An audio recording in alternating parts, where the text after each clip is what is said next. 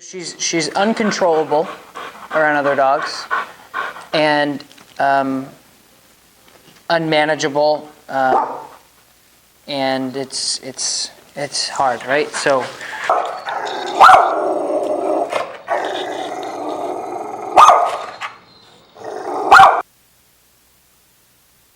Two, stay. Okay.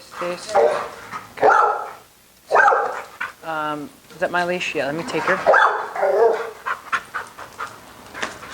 Cal. Okay.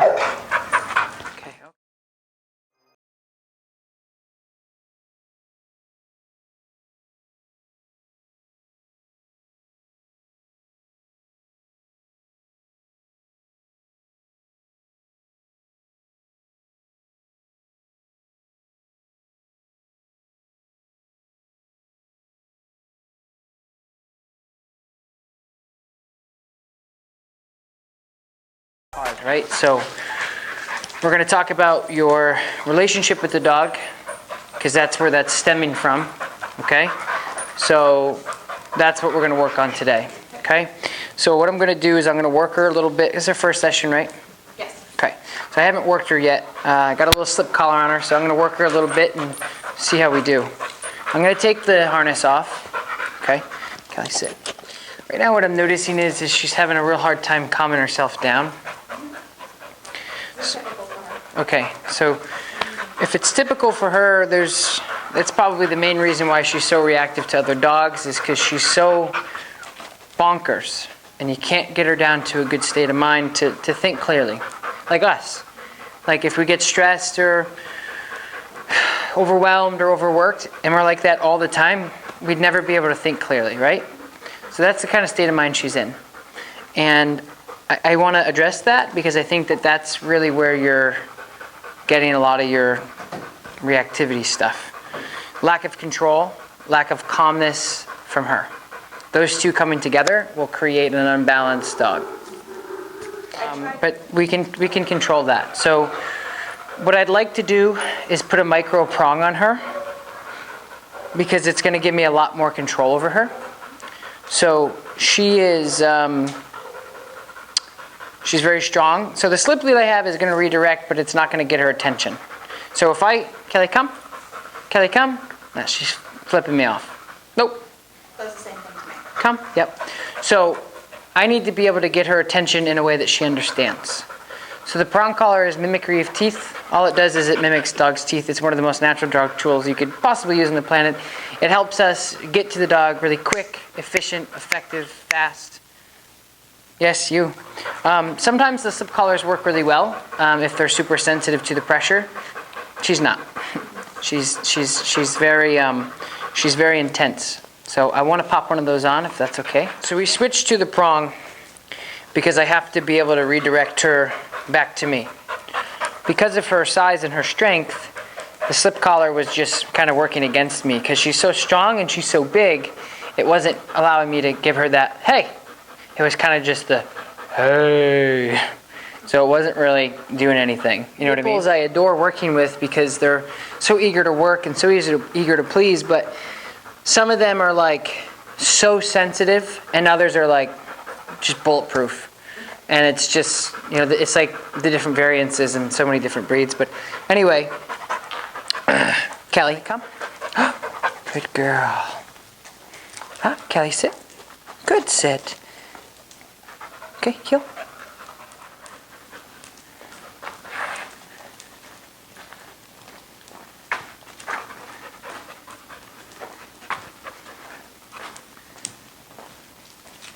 Oh. That's what I like to see. You see that? Yeah, she's so eager to please. She just doesn't So know right there. what I want her to do. Boom. See? Did you see that? Yeah. So she just went from to. Yeah. I figured this out kind of thing, yeah. Got it? Yeah, and you're only correcting her when she's not coming to you. Yes. That's it. Yay, you get it. So I did a session earlier explaining just that, the entire hour. You never want to put pressure on a dog if they're doing what you want. Mm-hmm. That's where you get the people going, don't use the prong collar, don't use e-collars, because there's people out there that are doing it wrong. My point is so within seconds, you see what I've created? Yeah. Yeah, she's not even moving. This is not like her. I can't get her to sit next to me, let alone lay on the floor. Right. So what are you missing? She must understand what you're asking her. Right, She does so- not understand me. So you're missing the relationship. Yeah. You're missing the Even communication. though I'm spending the time with her, it's the wrong kind of time, you know? Quality over quantity. Yeah. Do you know what I mean? Good.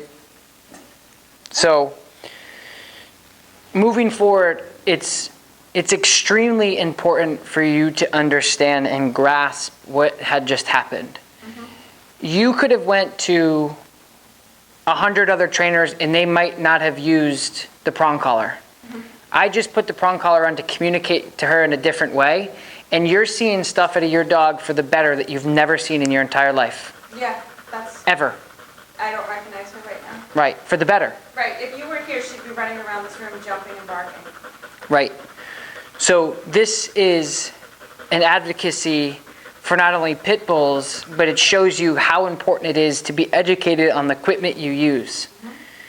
There is 100 million dogs that get killed because people are uneducated about certain tools, certain collars, but more importantly, the people who are getting paid to help you with your dog are afraid or uneducated to use them. And I see it every day. Within minutes, the dog is, right?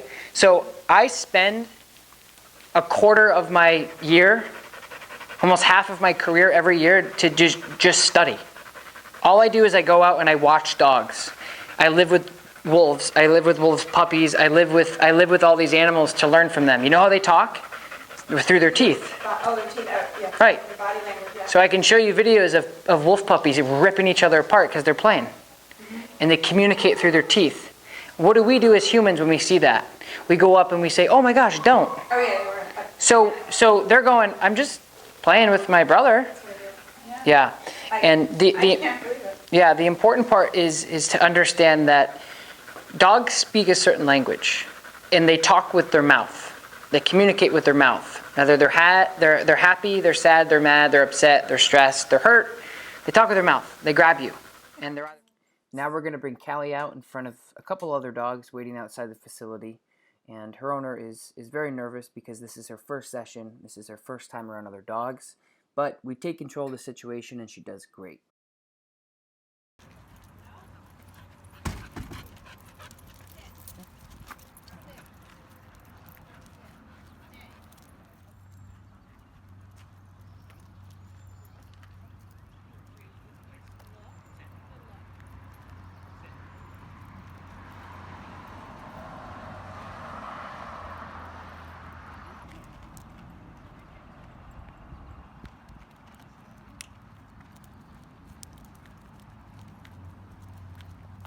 That's unreal.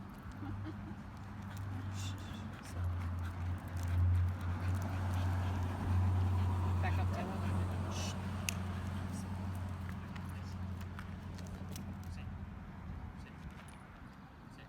What do you think?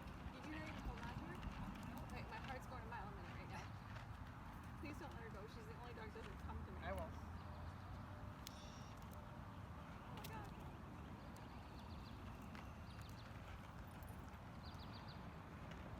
Okay. Oh my goodness.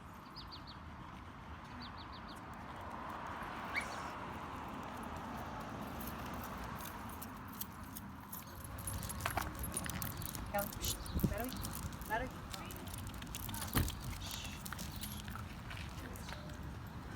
What do you think? That's amazing.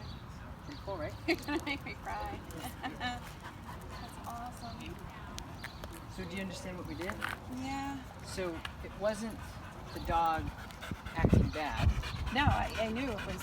She was looking for me to show her what she needed to do. I just. So you see how she's now curious and trying to take it Yeah, in. she's not shaking. Right. In the car, she was trembling. Every inch of her was trembling.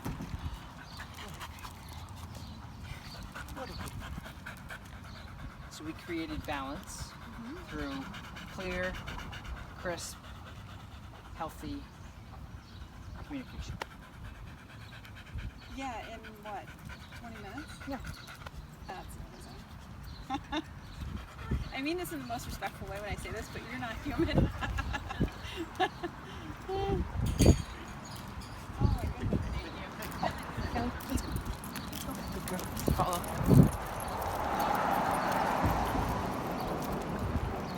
Wow. It's nice, right? So she's calm. Yeah.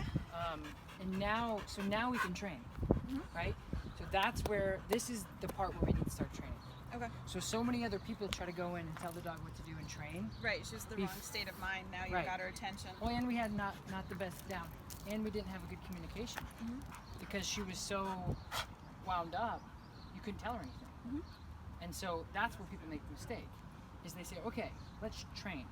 We have, and that's what makes me different, and that's why you're seeing a transition of a different dog, is because I don't ever focus on the training. The training I really don't like doing.